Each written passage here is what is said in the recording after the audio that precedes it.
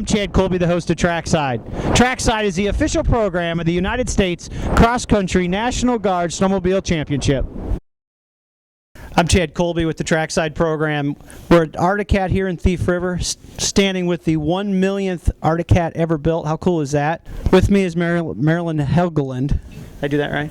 Yes. Excellent. Thanks, Nice. Marilyn is in charge. She's the marketing coordinator with Clothing with Arctic, and what we thought we'd do is spend a few minutes with her and tell her the importance of the right clothing on a snowmobile, racing or otherwise. Welcome.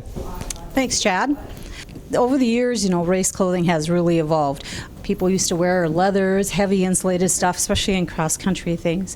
And clothing has evolved with technology. It's all about waterproof, breathable, layering, starting with moisture movement, polyurethane or polypropylene underwear. Wait a minute. Not cotton anymore? Not cotton. Cotton is death out on the trail. Yes. Once you get wet, you never get dry and you never get warm. But it's all about moisture movement, and especially, cross-country races, you can be anything from 30 above to 30 below. So moisture movement, fleece, layering, and some of the new things too. Everybody now wears tech vests, as you guys require. Hans device, or excuse me, let braces. Some of the guys use that, mostly in snowcross, but I know some of the cross-country guys are using it now. One thing I noticed today in my truck, it said it was, I believe, about 16 below without the wind chill here, so it's a beautiful day in Thief River.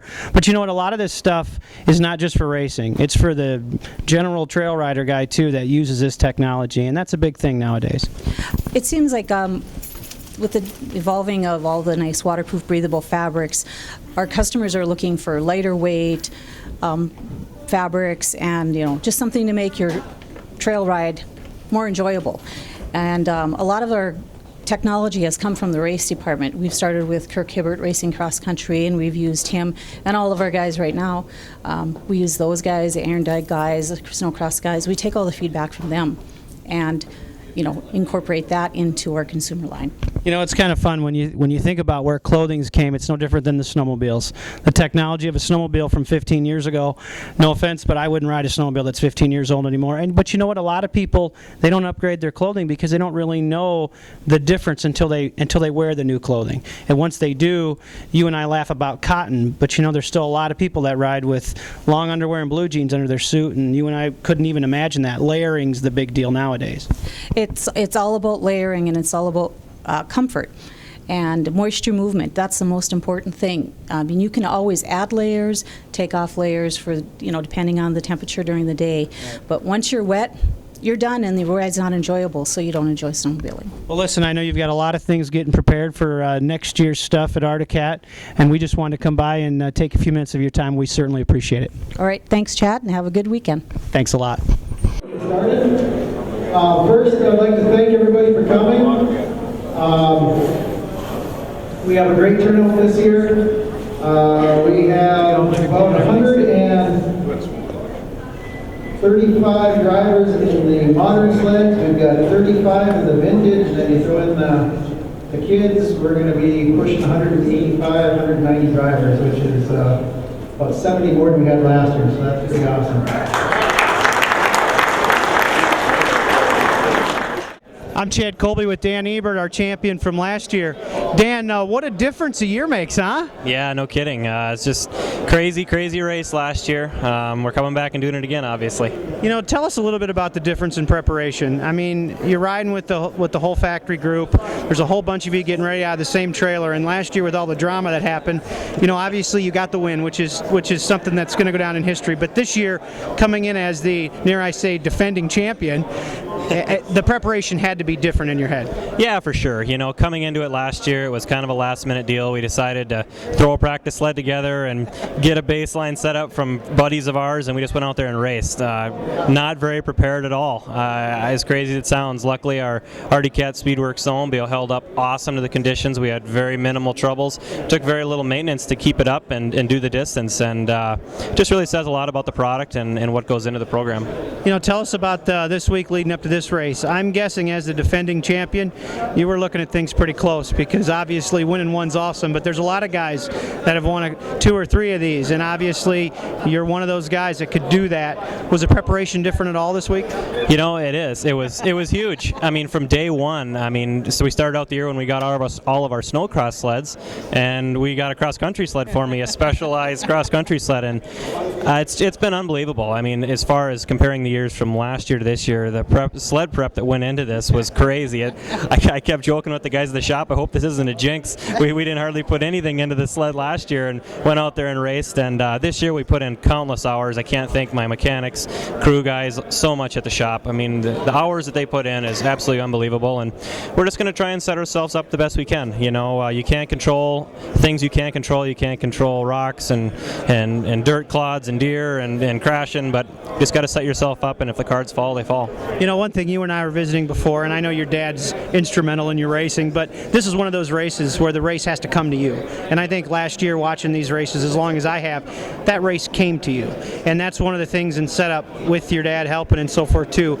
I'm sure he's helped influence some of that. Oh, for sure. You know, I mean, you can't win it in the first 20 miles, first 50 miles. You can't win it in the first 100 miles. You know, you need to be there at the end. You know, Danny Eckery, an awesome guy in the sport, he told me, he said, Dan, if you're within 5 minutes the last day, anything's possible. And, you know, you just got to set yourself up for being there at the end. You know, you can't go out there and say, you know, I'm going to win this race. I'm going to win it today. All you're going to do is, I believe, ride at not over your head, but you got to go at obviously a quick pace, and just be there at the end, I think, is the biggest thing. You know, Dan, one thing real quick, you know, we're talking super cold weather tomorrow. You know, obviously you're an experienced racer. What do you do different when these temperatures are going to go as cold as they're going to be tomorrow? Is there anything different in your physique or anything, clothing-wise, anything you change up, knowing it's going to be 30, 40 below? Yeah, you know, you just definitely got to prepare for the conditions. Obviously, thicker gloves, you know, make sure your face is covered. I wear pretty breathable clothing, pretty breathable Under Armour to hopefully wick away moisture. So if you do dress too warm and you sweat, you know, you deal with it. But like you say, I mean, the cold weather plays a role. It plays a role in anything, as far as the snow condition, to track suspension, to handlebars, to, I mean, everything. It plays a role. I think you just need to be more careful and, like you say, be there at the end. There you go. Well, Dan, listen, from all of us, the USCC, again, congratulations on the first championship, and good luck tomorrow, bud. Thanks, Chad. Appreciate it. Don't forget, you too could be a part of riding snowmobiles in sub-zero temperatures like this weekend at the Red Lake I-500. The Red Lake I-500 is a 500-mile race, but then our normal race series is about a 45 or 50-mile race. Grab your snowmobile, come on out and see us at the USCC. Hi, welcome to Trackside. I'm Chad Colby. Behind me, the 2011 Red Lake I-500 is getting ready to take place. 180 riders, 170 miles, and it's 20 below without the wind chill. It's a great day for cross-country racing.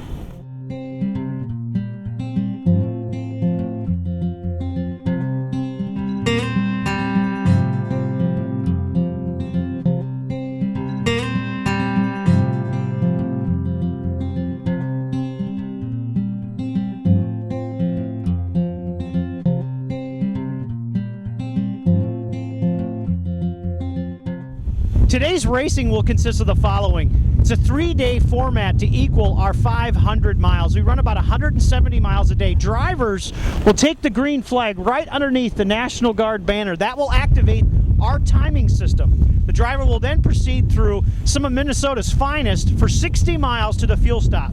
They'll then grab fuel, and I would say in a NASCAR-style format. From there, they'll proceed out for a 60-mile loop back to that fuel stop, grab fuel again, and then return here to take the checkered flag for day one on the 500. With 180 racers in today's event, historically we lose between 20 and 30% of our field per day. So a lot of these riders will have a great day, and there'll be some that this will end their first day's conquest.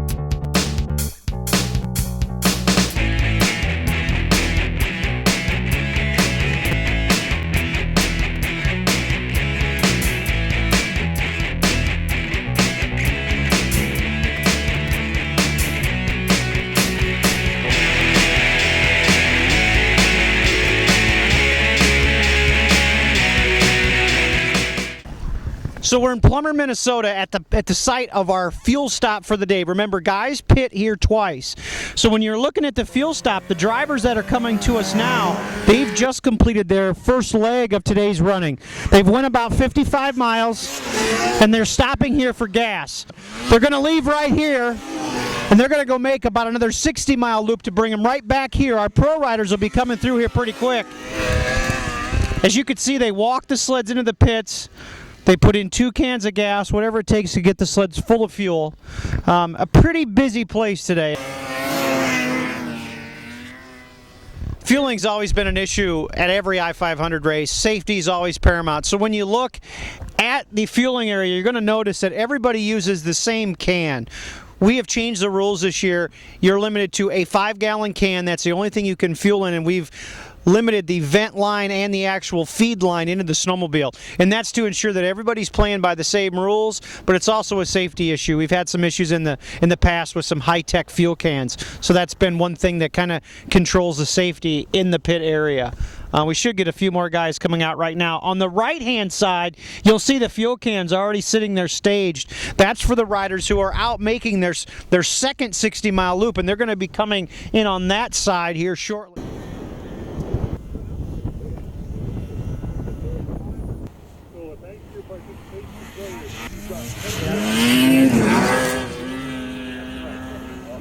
United States Cross Country Series has classes for all types of snowmobilers, from the high-tech pros like this machine right here to the trail sled you ride at home. Grab your snowmobile, come on out and see us, and enjoy the intense fun of cross-country racing.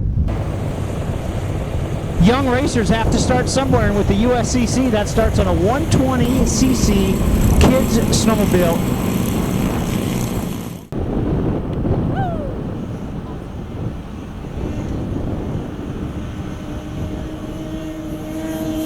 Coming down the pipe, and the checkered flag is out, and they cross the line. And the number 1 truck today is number 22. The first 2 riders, they are in 2 hours and 21 minutes. 2 hours and 21 minutes. Ford 159, 59 riders coming down the line there. They're about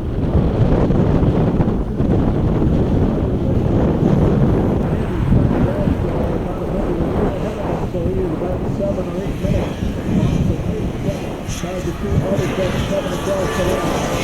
Rebels to get an outstanding job down there, keeping track of who's going where and when. And it helps us to calculate things are happening on this end as we wait for riders to come back around and come to the finish line.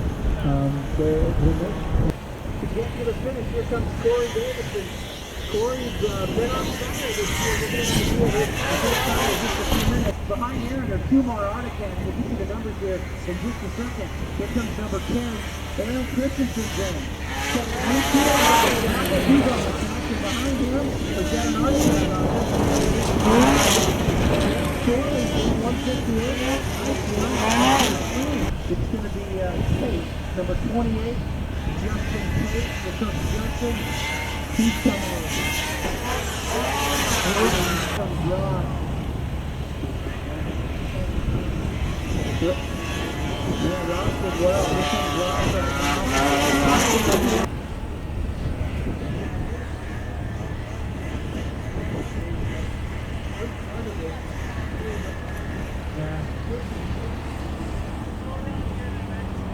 We just made the shot.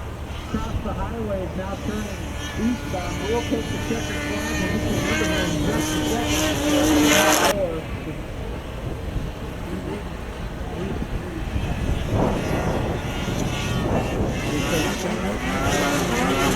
One flags in the air. There it comes.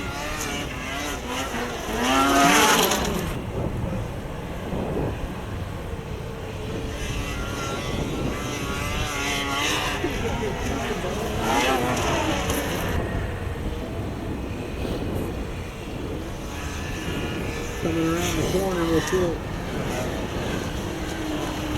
We started our first repair session today.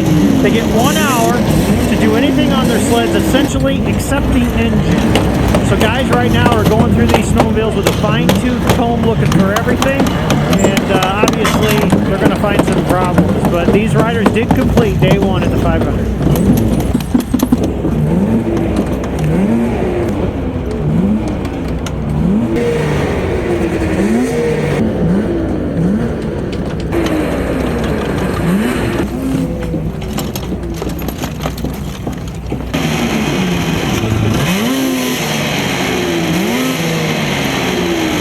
I'm Chad Colby.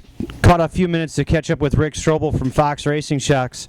Rick, at the I-500 this year, how cool is this? You got the support trailer, you're helping out the riders. How are things going this week? Everything's going really smooth so far this weekend. We're really happy with the results so far and stuff, and all the riders are really happy too. You know, it's been a couple grueling days, really cold mornings, and everybody's really happy, and the product's holding up great so far. One of the great things about this sport is truly the technology. What we were doing is as few as 5 years ago, no one does today. And the reason why is because of some great products.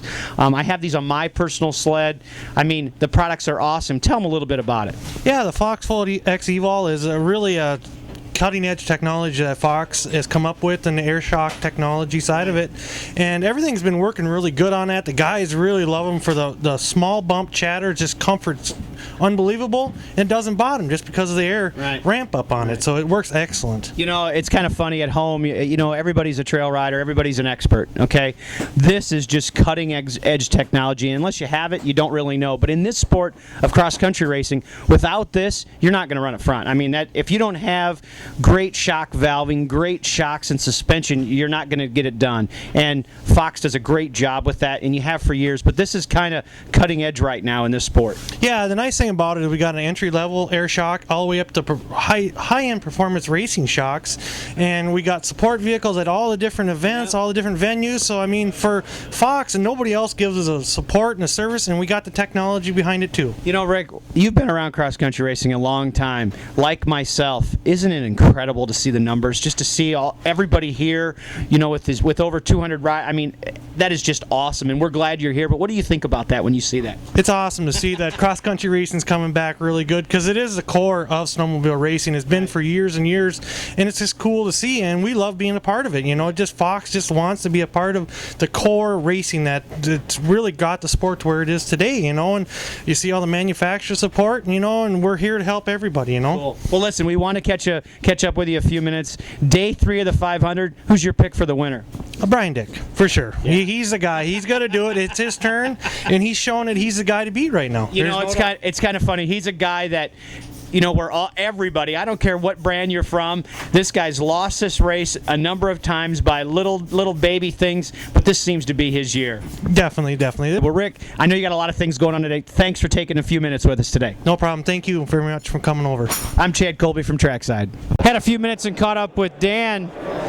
Dan, day one's over, and you're still in the race, so that's the good stuff, right? Yeah. So tell us about your day.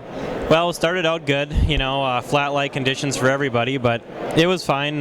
Gabe and I were having some pretty good battles, and we come into a double-down section into a pretty good ditch, and he ended up having an off, and I just missed him, but ended up stopping in the bottom of the ditch and got stuck, and we were both there for probably 5 minutes, digging each other out. I couldn't go to the right, I had to go to the left, and we had to dig him out first before I could get out, and fortunately there were some people that could help us pull, because man, we were stuck bad. But all in all, it was a good day. It was tough to see. I felt like I was riding a little tentative just for the fact I couldn't see. It sounds like the weather forecast is going to be call for clear skies tomorrow, so keep our fingers crossed. Well, it was just a combination of things. I mean, it was probably my fault coming into there. I came in a little too cautiously. I was driving way cautious this morning, and just the visibility was bad and everything. And I came in and just nosed it in the bottom of a ditch, and I guess wound up on the wrong side of the snowmobile, and that's where the snowmobile sat. And Dan was a few seconds behind me there. He came over and he tried to come alongside of me, and must have been on the steeper side of the bank, and he wound up sitting right next to me there. So there wasn't a lot of words exchanged. We had some work, a little bit of work ahead of us there, and some bystanders, help dig some snow away from our snowmobiles so we could get out of there, and got back on the track. Tomorrow there's more river, and last few years I've run pretty good on the river too, so I just hope to hold a nice steady pace tomorrow and see where I finish, and hopefully we can be the first off the line on day 3. So what's your plan for tomorrow? Run it a little bit harder, tighten up the shock, and see what we can do. There you go. Well, hey, listen, from all of us, good luck tomorrow. Be safe. Yep, thank you. For the latest information about the USCC and its other races this season, check us out online at usccracing.com. The United States Cross Country Series gives a special thank you to the Sevens Clans Casino. Without the Sevens Clans Casino, the Red Lake I-500 would not take place.